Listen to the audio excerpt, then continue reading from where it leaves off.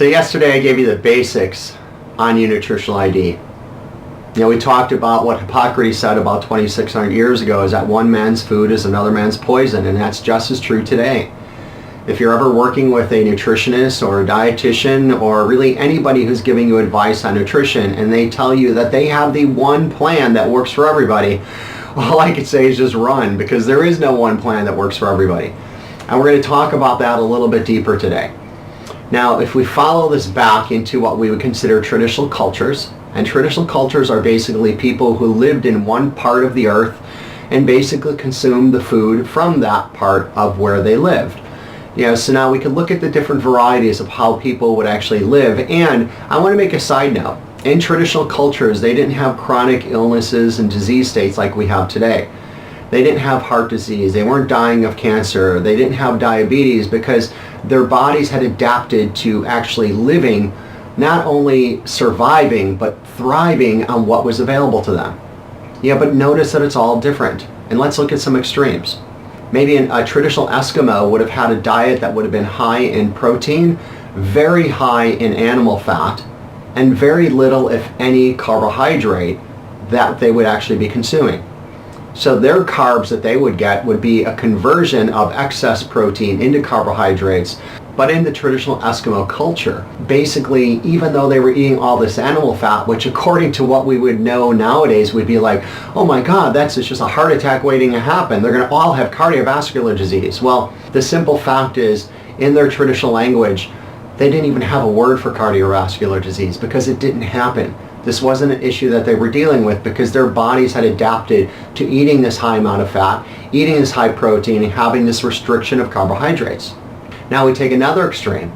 Somebody who would have lived somewhere near the equator, let's say somewhere near Venezuela as an example, a very tropical area where there would have been sun exposure year-round and the temperatures would have been warm year-round.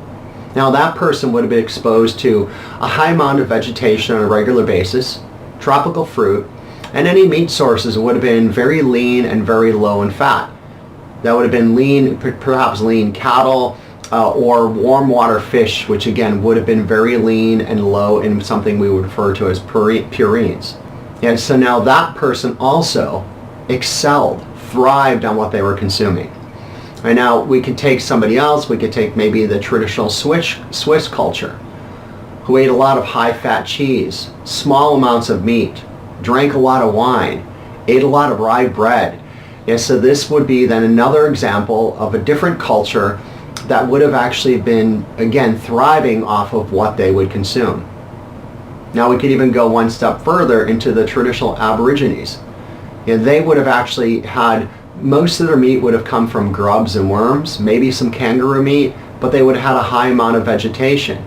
And in one other example, the African Maasai, who would have eaten some meat, they would have drank raw cow's milk. They actually even drank cow's blood, which I wouldn't be interested in that myself. Yet they really, again, thrived on their meal plan.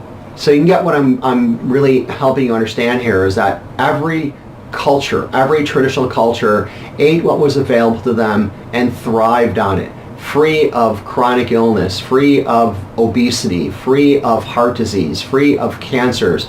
This was very rare in these traditional cultures because they took care of what was right for them.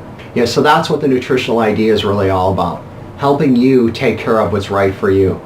To understand what are the levels of proteins, fats, and carbohydrates that you would consume. What are different percentages that would potentially work best for you?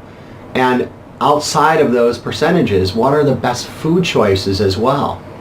Because we have a misconception that if you go out and you order a big salad for lunch with a chicken breast on it and you slightly drizzle of olive oil, we all have a misconception that, and you likely do yourself, that would be very healthy for you. But if you're a protein type, that meal that we would think of very healthy could be a disaster for you. Or if you're a mixed type and you ate that with consistency, that can still create some imbalances. So what we're going to do is I'm going to get a little bit deeper into some of the science and the facts of this tomorrow. And that will actually help you understand how this impacts you specifically and how you can use your nutritional ID to understand what's right for you. Remember, because ultimately what you're looking for is some weight loss, some inches lost, maybe drop some dress sizes, perhaps increase your energy, and ultimately, if you're dealing with health issues or symptoms, to help yourself find some balance from those challenges. Yeah, so if you have any comments or questions on this video, leave those below and I will answer them personally. And I look forward to getting a little bit deeper into the science with you tomorrow to help you understand the true benefits of your nutritional ID. Thank you.